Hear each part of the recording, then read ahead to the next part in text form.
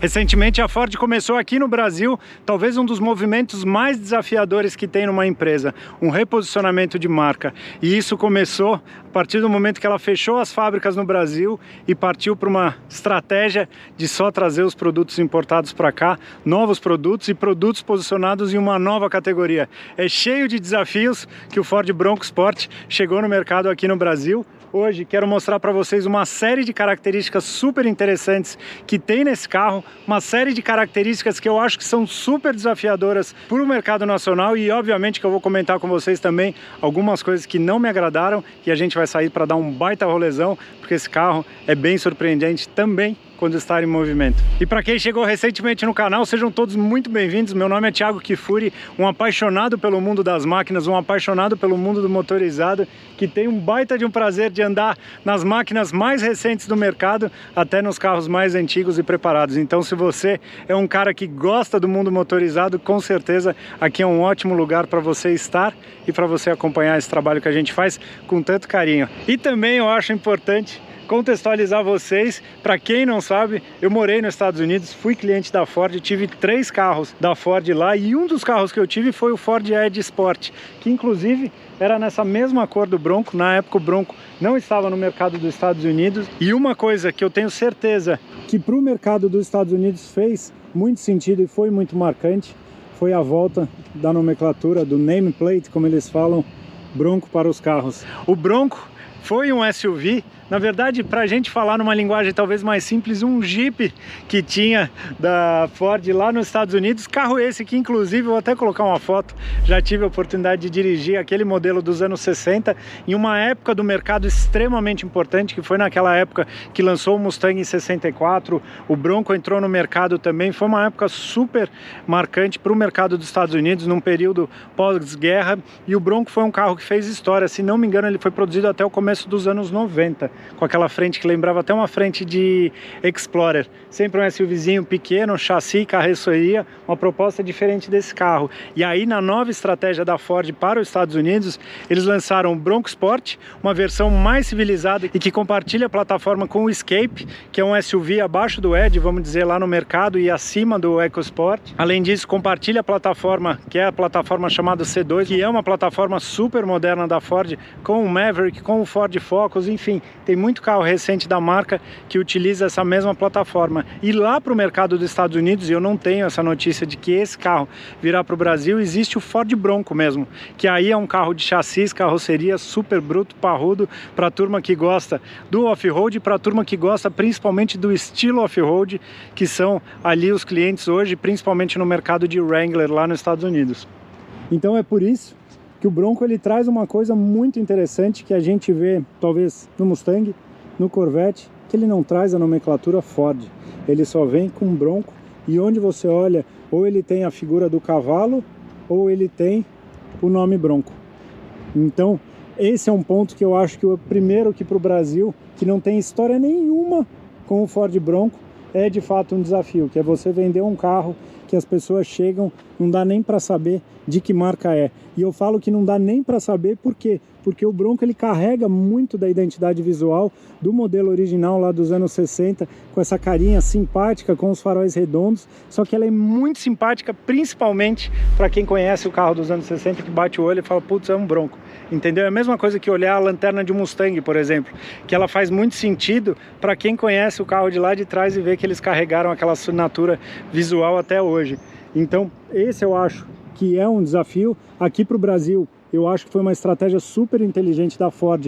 Eles trouxeram só a versão top de linha, que aqui no Brasil chama de Wild Track, mas lá nos Estados Unidos é conhecida como Badlands. Até foi interessante que caiu minha ficha a hora que eu fui no configurador dos Estados Unidos para ver quanto custava esse carro lá, e eu vi que lá não existe o Wild Track. E aí eu fiquei pensando, eu falei, caramba, mas por que eles mudaram o nome do versão?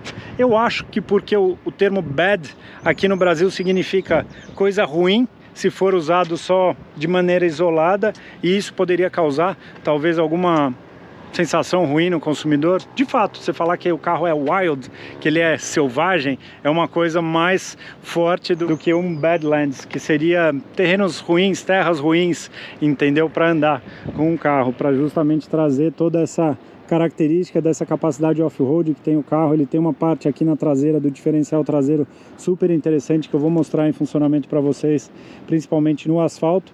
Mas uma coisa que eu acho que é muito legal do Bronco é que ele veio com uma assinatura visual própria, e isso eu acho super importante para o mercado nacional. O brasileiro adora carro com cara de novo, ele adora carro que as pessoas vão olhar e vão perguntar: meu, que carro é esse que você tá? E isso eu já comentei em diversos modelos. Talvez o exemplo mais fácil que venha na minha cabeça é Fiat Strada, Fiat Toro, que são carros que vieram com cara de novo. Então eu acho que é uma coisa que funciona muito para o Brasil. Eu acho que o estilo quadradinho, ele também faz muito sentido. O vídeo, sei lá, um Land Rover Defender, por exemplo, que é um carro talvez icônico, um Jimny, um Mercedes Classe G, enfim, são carros que têm essa assinatura visual mais quadradinha, como um Discovery, por exemplo, que eu acho particularmente muito simpático, porque é isso, muito do que os clientes consumidores buscam, muito mais do que a máquina, hoje em dia também é uma máquina que seja estilosa, um carro que seja estiloso e que traga uma série de soluções interessantes, e isso a Ford mandou muito bem. Então eu acho que na parte visual ela é muito boa. Tem uma questão lá da frente, que é o que eu comentei com vocês, que pode dividir opiniões, assim como a traseira, essa traseira meio reta, meio chapada, que parece até uma traseira daqueles, como um Bronco original, que tinha a traseirinha ali bem retinha, mas eu acho o carro com muita personalidade e com muita identidade. Então isso são características que eu acho que ajudam a fazer sim do Bronco aquele carro que não vai passar desapercebido na tua garagem, aquele carro que vai deixar algum tipo de lembrança. E eu acho que a Ford trabalhou muito bem isso, eu comentei isso no Maverick, mas aqui tem várias soluções que são muito práticas para o dia a dia, e são muitas soluções que a gente não está acostumado a encontrar no nosso carro de dia a dia. Como por exemplo o sistema de abertura da tampa, que ele tem esse jeito prático, você aperta aqui, ele abre o vidro, ó. Então tem essa abertura que a gente encontrava em diversos modelos do mercado, que ele facilita o acesso ao compartimento de bagagem. Tem a abertura também aqui da tampa, que pode até ser feita com a tampa aberta, estão vendo ali. E aí quando vem para a região do compartimento de bagagens, tem algumas soluções que são super interessantes. Primeiro que eles criaram esse deck superior. E esse deck superior ele tem diversas utilizações no dia a dia. Você pode utilizar para apoiar alguma coisa, sei lá, vou dar um exemplo fácil, um pão, por exemplo, algo que não possa amassar, mas ele pode ser usado para apoio quando a gente está mexendo em alguma coisa. Então eu chego na diária de gravação, a gente abre a mala de equipamento, coloca aqui em cima. Ele, usando um termo em inglês, ele é foldable, né? Ele é dobrável, então dá para eu dobrar aqui para justamente facilitar o acesso à parte de baixo. Mas se eu não quiser utilizar, eu simplesmente faço isso daqui e ele fica posicionado ali para trás. Então, de uma maneira simples e com uma solução inteligente, eles fizeram essa mesa que tem inclusive régua. Eu não sei se é para medir o comprimento do peixe que você pescar, mas enfim, tem essa solução. Ela é travada aqui por essas borboletas ou nessa posição ou numa outra posição, e aí eu vou abrir esse pezinho que tem aqui embaixo. Como o cliente adora uma novidade, você vem aqui e aí você tem essa função que você trava aqui, estão vendo? Trava aqui. Beleza, e aí você tem um deck que aguenta até 13 quilos para apoiar coisas. Nos Estados Unidos existe uma figura que é muito comum, que chamam os tailgate parties, que são as festas que a gente faz nos estacionamentos, nos esquentas de show, ou nos piqueniques, ou nas situações que você tem o tailgate. A figura do tailgate party, ela é muito marcante lá. Então você vai para um show que começa às 7 horas da noite, você chega meio-dia, para no estacionamento, arma churrasqueira, tenda, e aí usa o carro, no caso desse daqui, como apoio para fazer, por exemplo, essas festas, poder curtir. Então entendam que o carro com uma solução dessa, ele se torna um grande parceiro. Grande parceiro ele também se torna porque ele tem aqui um abridor de garrafa que vem no carro.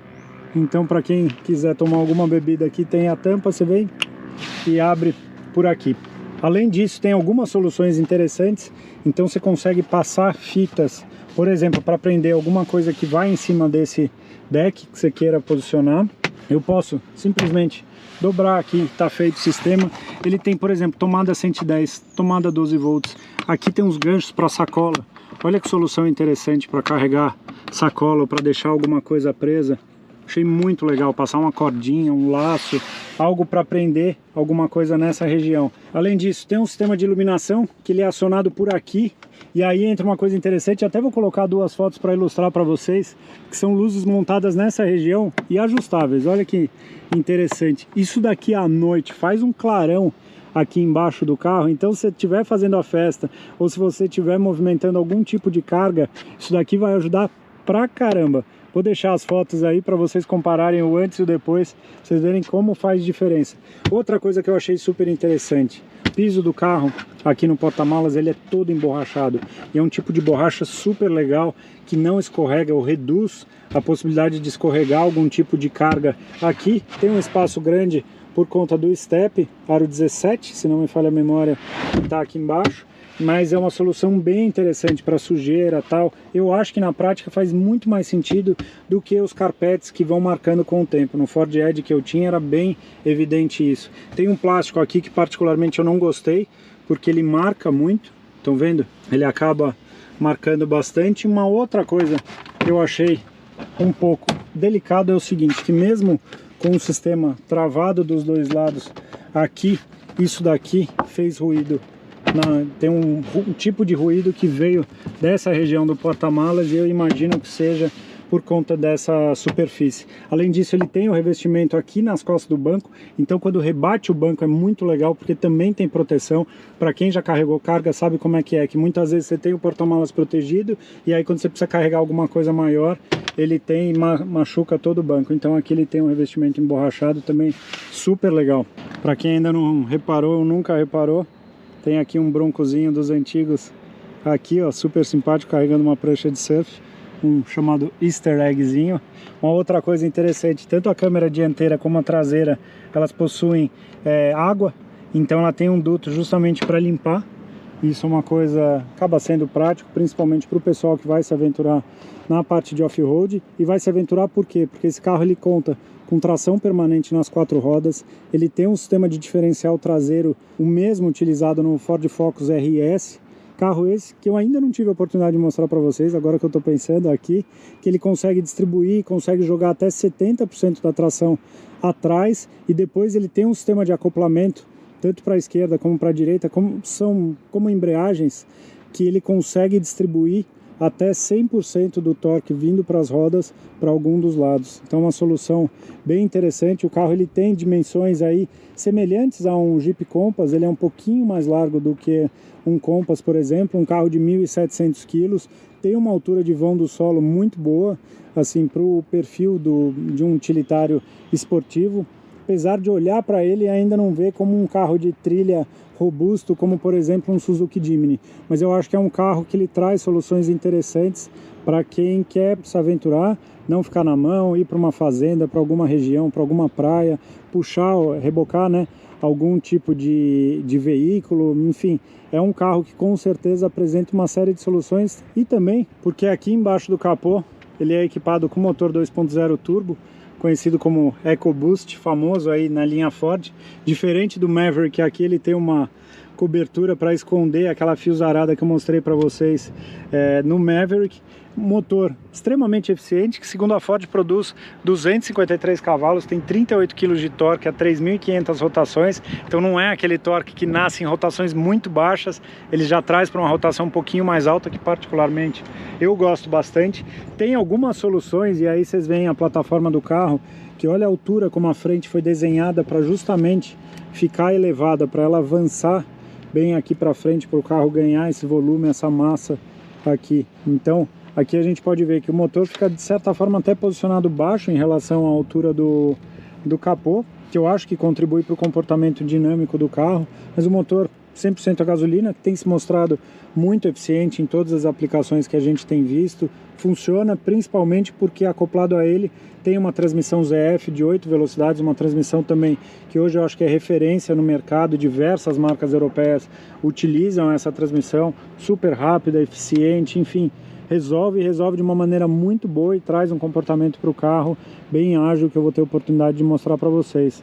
Ele continua tendo varetinha aqui para abrir, que a mim não incomoda, para ser bem sincero. O que incomoda é não ter nenhum tipo de revestimento aqui. Então quando você pega a vareta para levantar e apoiar, ela é quente pra caramba. Agora já esfriou um pouco, mas enfim, aqui está o motor 2.0 turbo. Eu estava parado olhando para o motor porque eu acho que ele tem uma bomba elétrica para continuar circulando água quando o carro é desligado. Então eu estava ouvindo barulho e de repente ela parou. Isso ajuda muito, principalmente na refrigeração do turbo compressor.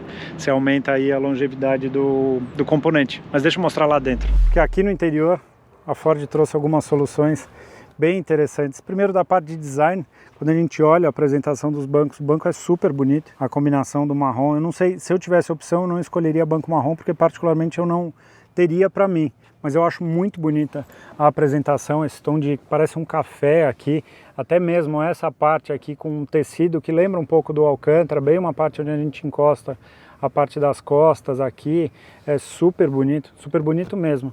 Então trazem muita personalidade aqui para o interior do carro, que ele conta com o teto solar montado nessa parte da dianteira e aqui na traseira. Eu inclusive deixei, vida real, deixei a cadeirinha da minha filha para vocês terem ideia, sobra um bom espaço. Tem muitos SUVs que a gente vê que eles são apertadinhos, mas aqui eles conseguiram uma solução boa para ter um espaço generoso aqui na cabine, na parte de trás. O banco ele traz diversas soluções, então tem essa solução que a gente vê muito nas mochilas, que a gente consegue, aquelas mochilas mais militares, umas que eu uso, não sei se já viram no Instagram, que você consegue prender vários tipos de suporte, clips, nesse tipo de região. Aqui tem um bolsinho, que eu acho que as crianças vão adorar, para guardar coisa, brinquedo. E aqui na lateral do banco ele tem, estão vendo, mais um espaço para colocar alguma coisa, deixar apoiado. Eu acho bacana essas soluções, dá para ver que a área de design pensou fora da caixa. Aqui embaixo tem uma tomada 110 volts, então isso funciona bastante para carregador, computador e para qualquer tipo de componente que precisa carregar até uma potência de 400 watts. E uma outra coisa que eu achei muito legal nesse carro, que ele tem um carpete emborrachado, como a gente vê nas F-150 de entrada e tal, você tem essa parte que para o uso isso é muito prático. E eu vou falar que esteticamente eu não acho feio. Então pensando que dá para pôr o pé com barro, sujeira aqui, putz, é muito melhor para limpar e para evitar qualquer chateação. Gostei muito. Olha o detalhe do plástico, que eu não gostei que ele marca muito esse plástico, estão vendo? Ó como já está tudo marcado aqui. Mas um plástico que eu vou falar para vocês que eu gostei muito foi desse acabamento, que é um acabamento texturizado. Eu tinha visto isso na Maverick. Na Maverick eles têm um que é mais azulzinho, assim, que ficou muito bonito. A lateral, o apoio de braço eu acho um pouco pequeno. Eu gostaria que ele fosse um pouquinho maior para apoiar melhor o braço enquanto a gente está dirigindo. E particularmente eu não gosto quando a lateral de porta tem muito ângulo. Eu prefiro ela um pouquinho mais reta justamente para apoiar o braço na altura aqui do vidro. Estão vendo? Os botões são os botões tradicionais que a gente encontra aí nos carros da Ford, funcionam super bem, assim como essa apresentação nova dos carros da Ford concentrados aqui também são super legais, até mesmo essa saída de ar com esse mecanismo assim super bonitinho, elegante. Isso lembra muito os carros da Volvo, né? O funcionamento dele não é tão macio e tão preciso, vamos dizer, como os carros da Volvo, mas é muito bom, é muito bonita essa apresentação. Isso eu acho que a Ford trouxe, além dos bancos, ela trouxe para a cabine, de fato, muita personalidade, e ela mostrou para mim e para todos os consumidores que dá sim para ela pensar fora da caixa, porque ela trouxe um interior com uma série de soluções que são muito práticas para o dia a dia. Eu gosto do botão de start numa posição alta, estão vendo? Um grafismo da tela central e dessa tela são muito bons, dá uma olhada.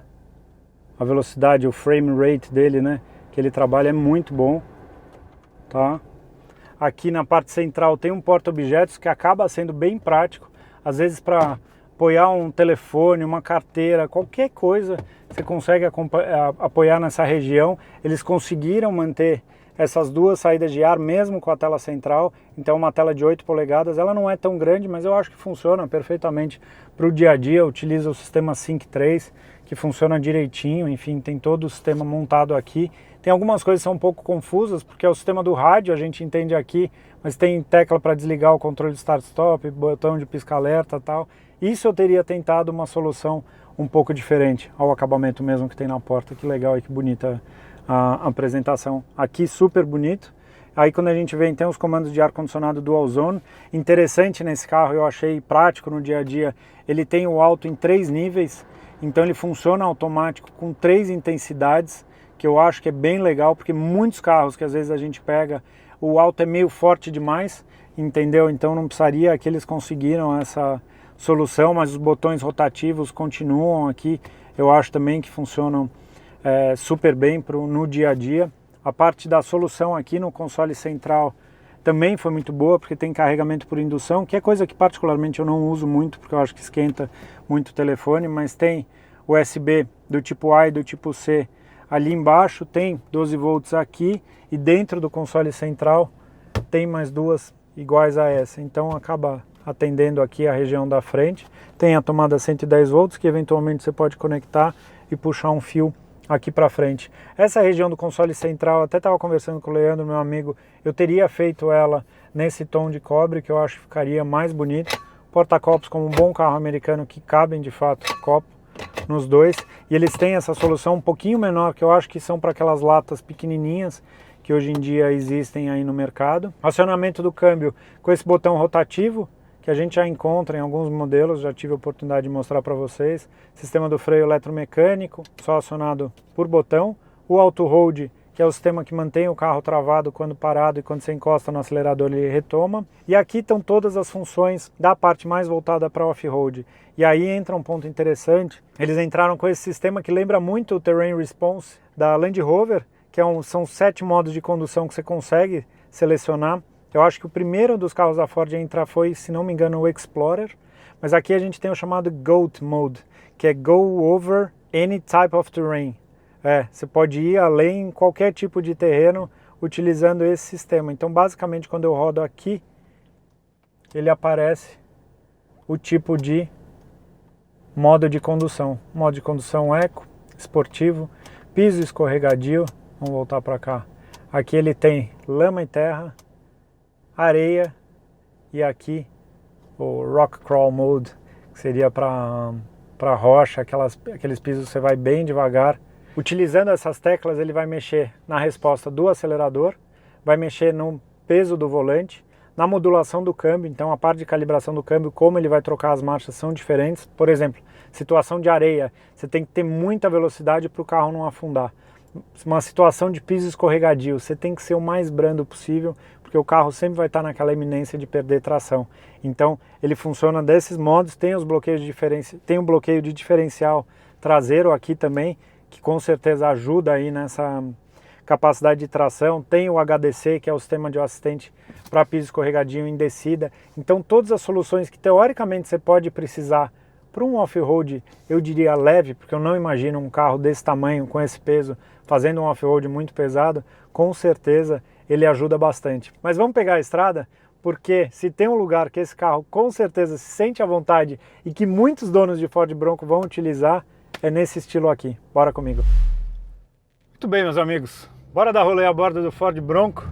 Vamos pegar alguns trechos. Primeira coisa que chama a atenção, quando senta no carro e que a gente olha o capô, e você vê de fato esses dois veios no capô que são bem marcantes. Esses ressaltos não são nem veios assim, são ressaltos que tem no capô, que eles são bem marcantes. A posição de dirigir, a posição do banco, até a distância do volante, eu consigo regular para uma posição bem confortável. Particularmente o que eu não gosto é a altura do painel. O quadro de instrumentos aqui eu acho que ele fica muito baixo. Para mim parece uma altura de um carro hatchback normal e não de um SUV, só que mais do que isso eu vejo em ângulo. Não é que o painel é angulado para mim, não. Eu estou vendo em ângulo, parece que eu estou fora da posição e eu estou na posição mais baixa. Obviamente nesses carros a posição de dirigir é sempre mais alta, eu que particularmente gosto de uma posição mais baixa de dirigir. Agora, uma primeira coisa que chama a atenção é que você sente o peso do carro. Ele tem uma tendência a querer sair de frente, mas o carro até que é gostoso assim. Tipo, você traz a frente do carro, ó, estão vendo? O pneu ele faz um pouquinho de ruído por conta dos 1.700 quilos apoiando, e esse pneu é do tipo ATR, né? É um pneu da Pirelli, um Pirelli Scorpion ATR, então é um pneu aí para uso misto, eu diria, mas que você olha a carinha dele, ele tem uma cara um pouco mais, com os desenhos, com os sulcos um pouco mais pronunciados, vamos dizer assim, para uso off-road. E os primeiros momentos que eu ando com o carro, eu sinto a relação da direção, ela bem leve num primeiro momento, um leve bem direitinho até, parece até que o carro é bem ágil, assim, bem rápido nesse primeiro momento. Lembra muito o comportamento de direção do Edge que eu tinha. O Edge Sport, ele tinha bem essa resposta bem rápida, assim, esse primeiro momento. Acho até que o aro do volante, que a base desse volante, vamos dizer, que foi utilizada é a mesma, só mudam os botões que foram atualizados, vamos dizer assim, para essa geração. E aí quando pega a estrada, coloca 110 km por hora, o carro ele trabalha abaixo de 2.000 rotações, o que é uma coisa boa. Se a gente for pegar, ele fica mais econômico, o motor menos ruidoso, e consequentemente ele tem uma durabilidade menor, né? Se ele tem uma rotação menor, velocidade do pistão menor lá dentro, então ele vai ter um desgaste, vamos dizer assim, menor, teoricamente. É bem gostoso assim o comportamento, é um tipo de escalonamento, vamos dizer, de câmbio, a calibração de como o câmbio trabalha, que as trocas são feitas de uma maneira para manter sempre uma rotação mais baixa, para ter força, mas no primeiro momento que você dá um pouquinho mais de carga, o carro ele já cresce velocidade e ele vem ganhando velocidade. Então isso é uma coisa que particularmente eu gostei bastante. Nossa, como eu gostaria que o painel desse carro fosse um pouco mais elevado.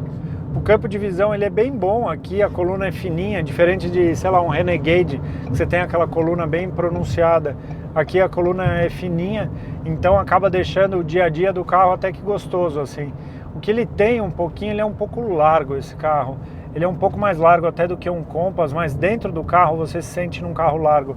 Ele tem quase 1,90 m de largura, é quase uma largura de um carro, de um SUV grande, vamos dizer assim, um SUV alemão grande, eles têm mais ou menos em torno de 1,90 m. Então isso acaba, de certa forma, incomodando um pouquinho, porque você tem a sensação, ou você tem a certeza, de que você não está num carro tão pequeno assim. Então tem que ter um pouquinho de cautela com a largura aqui, com a largura ali.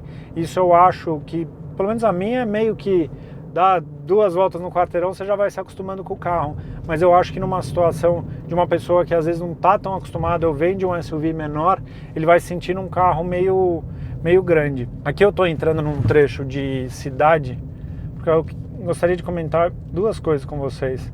Primeiro que a transmissão do carro, por ela ter bastante marcha, ela tem uma resposta rápida, então o primeiro momento do acelerador é muito bom, ele sobe giro na primeira, já põe a segunda, isso é muito bom.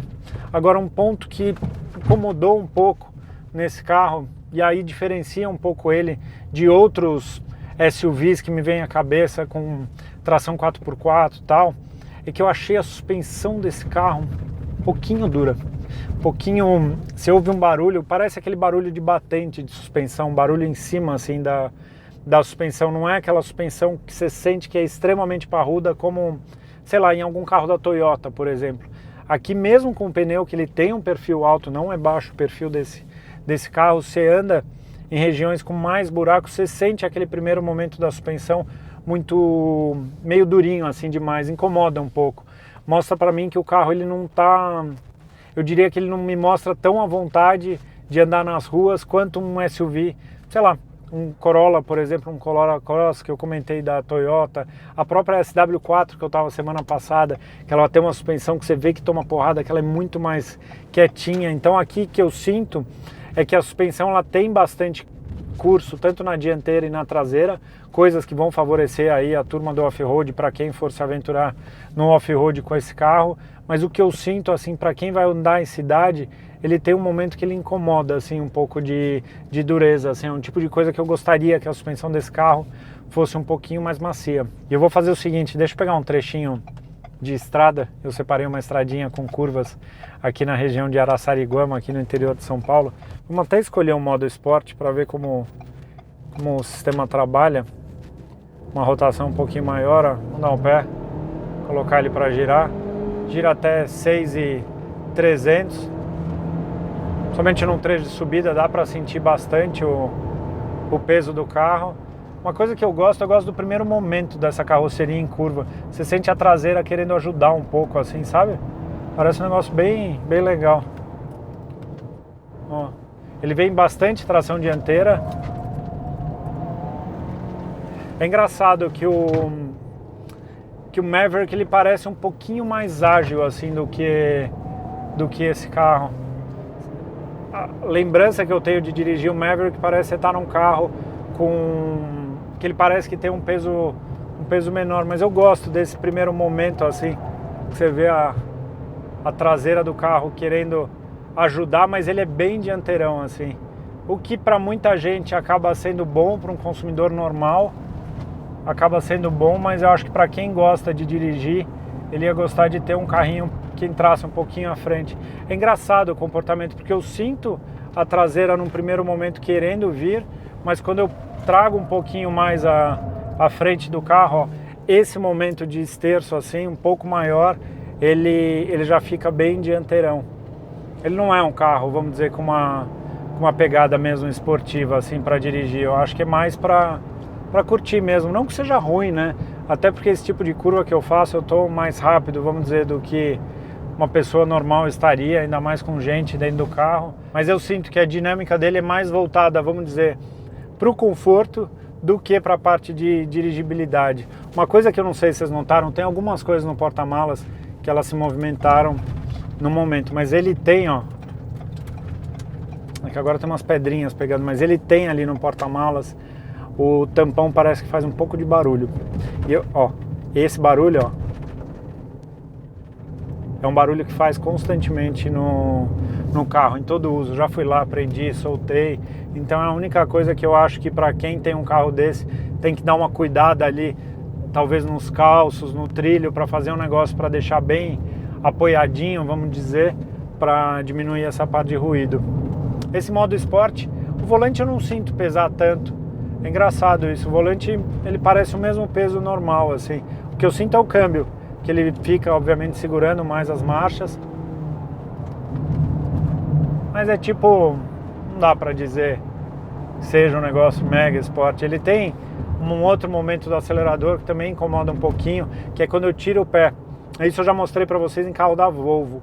Você tira o pé, ele dá uma empurrada no carro a mais, ele não fecha a borboleta na hora. Acaba incomodando um pouquinho. Eu acho que o melhor modo mesmo para andar nesse carro é colocar no modo normal e curtir o barulhinho. Mas eu gostei bastante da experiência.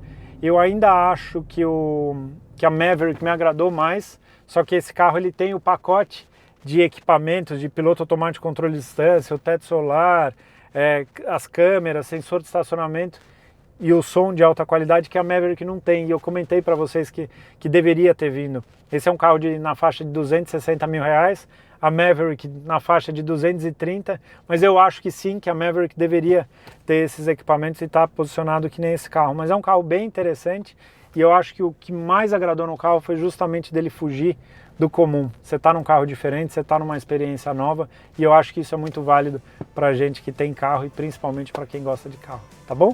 Grande abraço a todos, espero que vocês tenham curtido. Tchau!